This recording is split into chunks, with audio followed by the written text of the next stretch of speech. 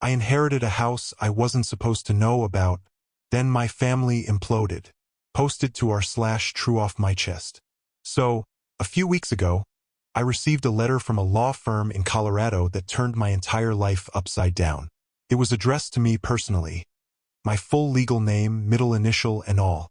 I almost tossed it thinking it was spam, but I opened it, and inside was a formal notice that I had inherited a house. Not just any house. My grandfather's cabin in Estes Park, a place I hadn't been to in over 15 years. Here's the weird part. My grandfather died 2 years ago, and this letter was part of a delayed trust clause. A time-locked portion of his will that was to be delivered exactly 24 months after his death, with explicit instructions that it be opened by me and no one else. And it stated, "To my grandson Ryan, the only one who ever listened. This is yours now, and what's inside the house is yours too. No one else in the family knew about it. Let me give you a little backstory. I, 28 am the invisible kid in my family. Middle child, quiet one. Didn't go to the same Ivy League schools as my older sister Amanda or younger brother Kyle. They're both polished, successful, and adored by my mother and stepfather. My biological dad passed when I was 10, cancer, and my relationship with my mom has always been strained. Amanda became the golden child. Kyle the baby genius. I was the artsy one. The one who didn't make sense. They tolerated me at holidays. The only person who really understood me growing up was my grandfather. He was my dad's dad, quiet, gentle, thoughtful. He used to take me fishing at the cabin in Estes Park when I was a kid. After my dad died, those summers were the only times I felt like I wasn't just a placeholder in my own life. Then, when I was 13, we stopped going. My mom said the cabin had fallen into disrepair and wasn't safe anymore. My grandfather tried to reach out a few times, but she always said he was slipping mentally and told us not to get involved. I never saw him again. Fast forward to now. After getting the letter, I drove out to the cabin last weekend. Alone. No one in my family knows I went, and I still don't know how to describe what I found. The cabin was old, sure, but still standing. There was a fresh padlock on the front door, clearly not 20 years old, and inside was a time capsule. My old fishing rod. A photo of me and my grandfather on the fireplace mantel. A bookshelf with letters tucked into them. Folders. Legal papers. I spent hours going through it all. Turns out my grandfather had tried to leave me more than just the cabin. He had a sizable estate, over $2 million, mostly in land and assets. But everything had been rewritten just a few months before his death. His original will left the cabin and several parcels of land to me. But the final public version of his will, the one my family saw, left everything to Amanda and Kyle. I found the drafts of both. And here's the kicker. The draft that included me was never officially revoked. It wasn't signed or witnessed. There were handwritten notes on the bottom. Marilyn forced this. Said Ryan wouldn't appreciate any of it. Said he was a parasite. But I know better. If you're reading this, Ryan, I hope you found the keys. And the truth. I still don't know what to think. I haven't told anyone in my family yet. Not about the letter. Not about the cabin. Not about the fact that I now have the original unfiled will in my hands. But something tells me they knew. Something tells me my mother made sure I didn't get that letter 2 years ago. That she worked with Amanda and Kyle to shut me out of everything. They thought I'd never find out. They thought wrong. And now I have a decision to make. Do I let sleeping dogs lie? Take the cabin, walk away, and disappear from their radar? Or do I dig deeper and find out just how far my family went to keep me from the truth? Because something about this feels bigger than just a house. It feels like a cover-up. And I'm not sure I can let that go. Update 1. I confronted my sister, and what she told me changed everything. Posted to r/true off my chest 6 days after original post. First off, thank you to everyone who commented and messaged me after my first post. I wasn't expecting that much support. I felt like I was going crazy, second-guessing everything I found. But you all made me realize something very important. I deserve the truth. So, I decided to confront Amanda, my older sister. I didn't want to tell my mother anything yet. I knew she'd spin it before I could even get a word out. But Amanda, she's always been sharp, calculated, and unfortunately, a little too confident in her control over people. So I used that. I texted her something vague but direct. Hey, I found something about Grandpa's will. Need to talk. You might want to get ahead of it. Her response came within minutes. WTF are you talking about? 10 minutes later, she called me. She sounded nervous. Not angry, not confused, nervous. I said I'd found the cabin. She went quiet. I told her about the delayed letter. I told her I'd been there, that I saw the old will, the one where I inherited part of the land and the cabin, before it was suddenly changed. And then I asked her the million-dollar question. Did Mom make him change it? Amanda didn't deny it. She sighed and said, You weren't supposed to know about that place. Ever. She sounded tired. Tired and angry. But not at me, at our mother. What came out next shattered the image I'd held of my family for years. Amanda told me that 2 months before our grandfather died, Mom took over all of his care decisions. He was in hospice at home, not a facility, and Mom made sure to keep me out of the loop by claiming I wouldn't handle it well emotionally. What Amanda said next. Mom had him sign a new will while he was medicated. He didn't even know what he was signing. I told her it felt wrong. Carl didn't care. But Mom said you were just going to waste everything. That you didn't deserve it. I was speechless. I asked Amanda if she truly believed that. She didn't answer. Instead, she asked me, You're not thinking of challenging the will, are you? I said I wasn't sure yet. That I just wanted the truth. And then she said, If you go after this, you're going to find out a lot more than you want to know. I asked her what that meant. She told me our mom had been hiding things for years, things about Dad's death, the insurance policies, how the money was spent, how our college funds were built on inheritance money that may not have even been hers. She said, Ryan, if you pull this thread, it's going to unravel everything. And then she hung up. So here I am, sitting in this quiet cabin with a box full of letters and legal drafts, and a growing storm that's been brewing since I was a kid. I didn't just find a forgotten inheritance. I found the truth they buried. And now I can't stop digging. I've already contacted a probate attorney, one that specializes in will manipulation and undue influence. I have the documents, the dates, the drafts, the evidence. Amanda is right about one thing. If I pull this thread, it might take the whole family down. But maybe that's what needs to happen. I've been silent my whole life. Maybe it's finally time to raise my voice. Update 2. The attorney, the trust, and the secret my mother buried with my father. Posted to our /TrueOffMyChest 11 days after original post. I met with the attorney yesterday. Her name is Rachel Levin, and she came highly recommended by someone I trust, one of my old professors who now works in estate litigation. Rachel's been doing this for 20 years. The moment I laid out the timeline, the letters, and the 2 versions of the will, she looked me dead in the eye and said, Ryan, this wasn't just manipulation. This was coordinated fraud. Let me explain. Rachel took the original will and the unsigned drafts I found in the cabin and compared them to the final public version that was filed. She noticed something immediately, the signatures. The official will was dated just 2 weeks before my grandfather died. And yet the signature looked shaky, inconsistent with his older handwriting.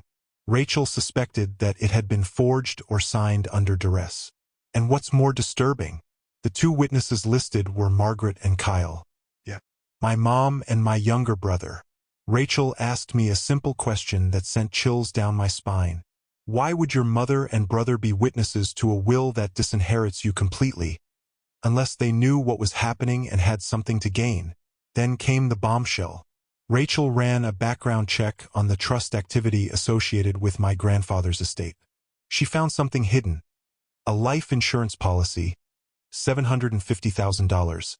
That was triggered upon my father's death when I was 10. I knew my dad had passed from cancer. What I didn't know was that he had left behind a trust in my name. A trust that, according to his original will, was supposed to be managed by my grandfather until I turned 21. The problem? That trust was liquidated when I was 14. The money was moved into a joint custodial account, controlled by my mother. When I asked my mom about it years ago, she told me my dad didn't leave much behind. Lies. All of it. Rachel traced the money and found that it was invested into Amanda and Kyle's college funds, the down payment on our house in Virginia, and here's the kicker, a failed real estate company my mother started in 2009 that she always said never cost us a thing. That money, it was mine. Rachel said we have enough evidence to bring a civil case for fraud, undue influence, breach of fiduciary duty, and estate manipulation. If we win, it won't just result in a reversal of the inheritance ruling, it could mean criminal charges. I asked her how likely we were to win. She looked at me and said, "Ryan, they stole from you. They used your grief. They erased your father's wishes and silenced your grandfather's voice. This isn't just a legal case. This is personal."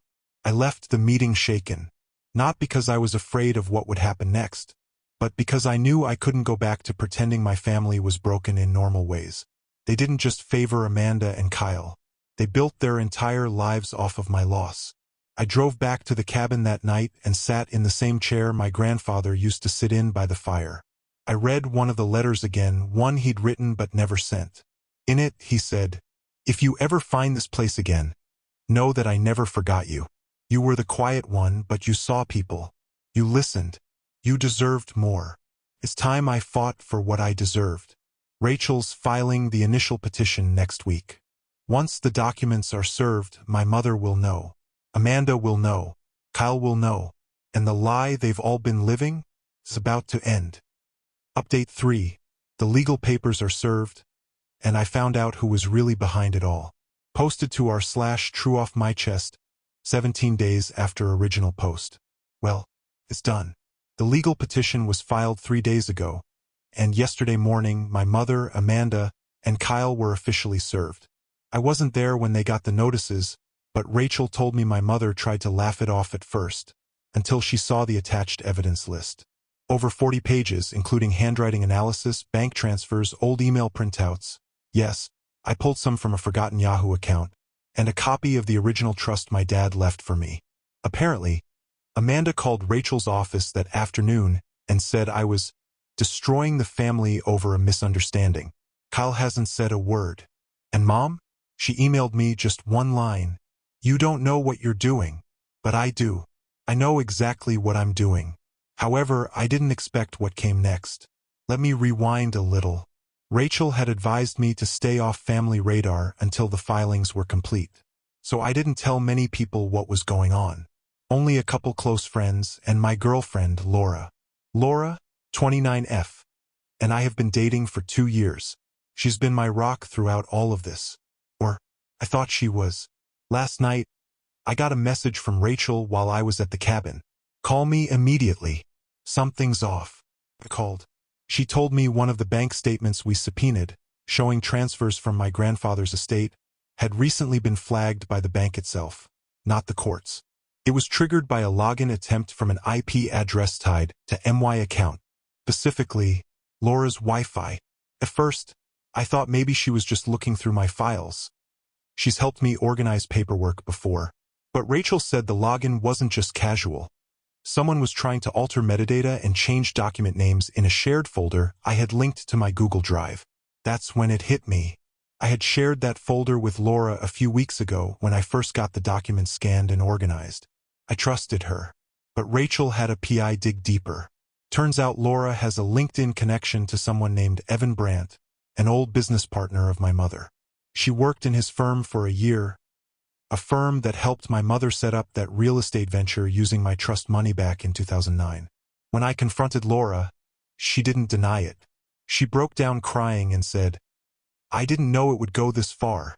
Your mom contacted me after our second date. She offered me money to keep tabs on you. She said you were unstable, that you might try something reckless with the family's finances." I sat there stunned. Laura, the woman I thought I might spend the rest of my life with, had been a plant, a mole, bought by my mother. She insisted she grew to care about me, that she tried to stop reporting to my mother after 6 months, that what they did to me was wrong. But it was too late. I packed a bag, told her I never wanted to see her again, and I left. Now I know why Amanda warned me in the first update. If you pull this thread, it's going to unravel everything.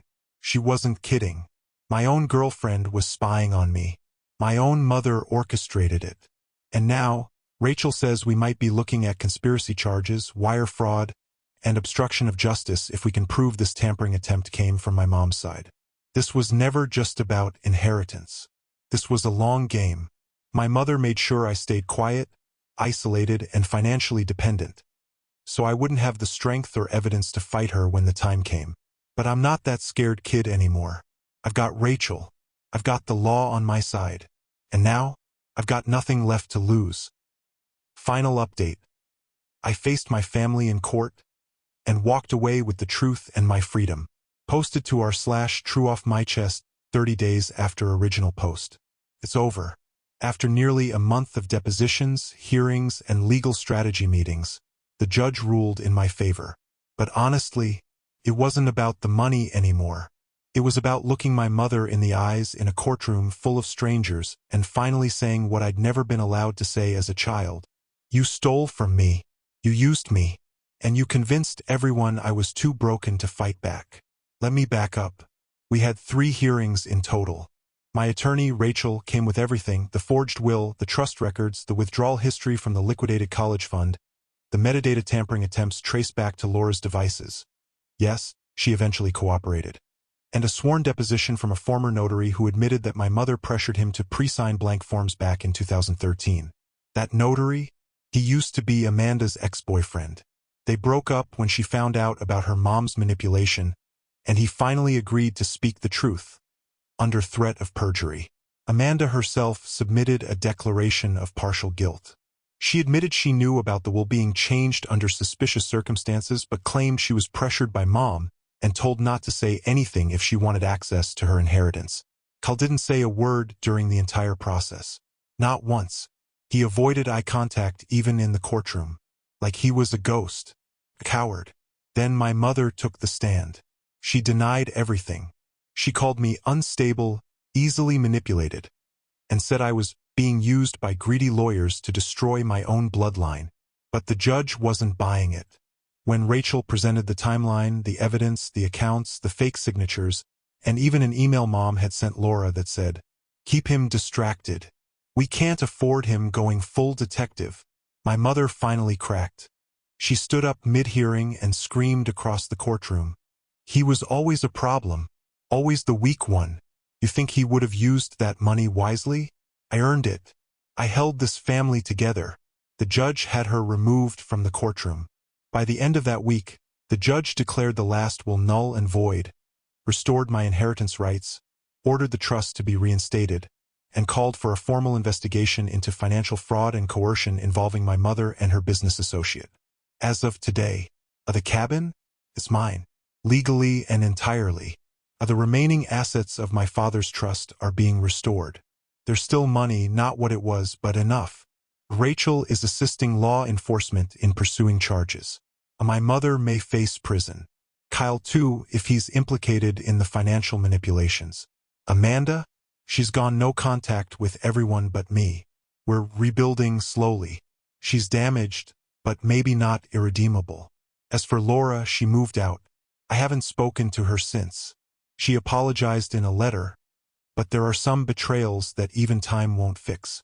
I'm writing this from the front porch of the cabin. It's late. There's a storm rolling in. My grandfather's old rocking chair is creaking behind me. I didn't just get back what they stole. I got something more important: clarity. For years, I thought my silence was strength, that burying my pain made me noble. But now I know speaking up is what saved me. To anyone out there who thinks they don't have a voice, trust me, they've just spent your whole life trying to convince you of that. Pull the thread, no matter what unravels. Thanks for walking this journey with me, Reddit. You kept me grounded when everything was falling apart. I'll update again someday, maybe when the investigation concludes. For now, I'm just going to breathe. Thank you for stepping into another tale with me. Every story unlocks a different world, and I'm glad you were here for the journey. If you enjoyed the story, don't forget to like, share, and subscribe to My Stories Unchained. where every ending is just the beginning of another adventure.